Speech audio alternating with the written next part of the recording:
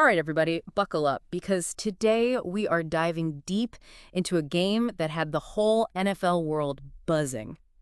The Niners and the Chiefs. A real clash of the You kites. got it. And our listeners, they've been hitting us up all week wanting to dissect this one, so that's exactly what we're going to do. Break it down play by play and see what went down. And I'm excited to get into this one because, at first glance, you see that score and you think, oh, Chiefs dominated. Another day at the office, right? Right. But once you actually dive into the details, it's a whole different story. Yeah, paint us a picture. What are we missing? So we're talking missed opportunities, controversial calls, and that lingering question, could the Niners have pulled off the upset? All right, so let's set the scene. October 20th, 2024, Levi's Stadium.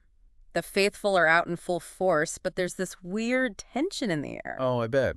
5 straight losses to the Chiefs. That's got to be weighing on you. Exactly. This wasn't just another Sunday matchup. It was the 5th time in a row Shanahan and his squad were staring down the barrel of a Reid-led Chiefs team. 5 straight losses. And let me tell you, that kind of history, it does something to a team. It gets in your head, no doubt. You start pressing, overthinking, and that's when mistakes happen. And mistakes did happen, especially in that first quarter. It was almost like a mini version of the whole game. Remember that Jordan Mason run? Oh, how could I forget? I thought for sure he was gone. Me too. It was electric. For a second, you felt that energy shift in the stadium. Like, this is it. The Niners are turning the tide. And then, Yellow laundry on the field. the dreaded flag, holding penalty, run negated. It was like someone let all the air out of the balloons. Talk about a momentum killer. And you could just see it in the Chiefs' body language. They knew they dodged a bullet. And they capitalized. The second quarter, it was classic Mahomes and that Chiefs offense. But it wasn't just about the points they were putting up. Right, it was the way they controlled the pace, the flow. They dictated everything. The Niners were always a step behind, reacting instead of attacking. They were playing chess while the Niners were playing checkers. Exactly. Mahomes was dissecting that 49ers defense, finding those weak spots, picking them apart. Okay, but hold on. Even with Mahomes doing Mahomes things, the Niners weren't done. Third quarter, Brock Purdy, that electric touchdown run.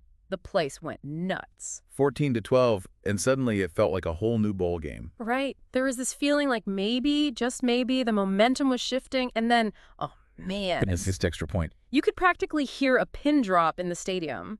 It was like that one play summed up the whole night for the Niners. So close, but just not quite there. Those little mistakes, those missed opportunities, they add up, especially against a team like the Chiefs. And you could argue that late Purdy interception in the fourth quarter, it felt kind of, well, irrelevant. It was almost like the Chiefs already had it in the bag mentally, They'd weathered the storm. And that interception, as exciting as it was, wasn't enough to swing the momentum back in any significant way. Right. They were playing with that quiet confidence of a team that knows they've got this. Speaking of confidence, we got to talk about the quarterbacks. Mahomes, well, he was Mahomes unstoppable, but what was it about his performance that really stood out to you? Honestly, it was his presence on the field, that aura he has, the way he controlled the tempo of the game. It was like he was playing a different game than everyone else. I remember this one play, 3rd and long, the pocket's collapsing around him, and he just calmly steps up, evades the sack, and throws this laser to Travis Kelce for the first down. It wasn't just the physical ability. It was the mental toughness, the leadership. It was everything. And it's contagious, right? Because you saw that energy spread throughout the entire Chiefs sideline. Absolutely. His confidence becomes their confidence. Now, on the other side, Purdy had his moments, some real flashes of brilliance, especially that touchdown run. He's got a ton of potential. We've seen that. Totally. But against a defense like the Chiefs, well, he looked a little overwhelmed at times, don't you think? Yeah. And, that's no knock on Purdy. The Chiefs' defense, they can make even the most seasoned quarterbacks look silly. But I think this game was a real learning experience for him. What do you mean? When you're facing that level of pressure, that speed, it exposes every little weakness in your game. It's like everything gets magnified. Yeah. And I think for Purdy, he's still developing that next level processing speed. That ability to make the right reads under pressure. Exactly. Especially against a team like Kansas City where the margin for error is so small. So as we wrap this up, what seemed like another routine Chiefs win on paper turned out to be a much deeper, more complex game. Absolutely. Missed opportunities, the weight of history, and of course, the Mahomes factor. It all came together in this really fascinating matchup. And for me, the biggest question mark moving forward is, can the Niners overcome this mental block they seem to have against the Chiefs?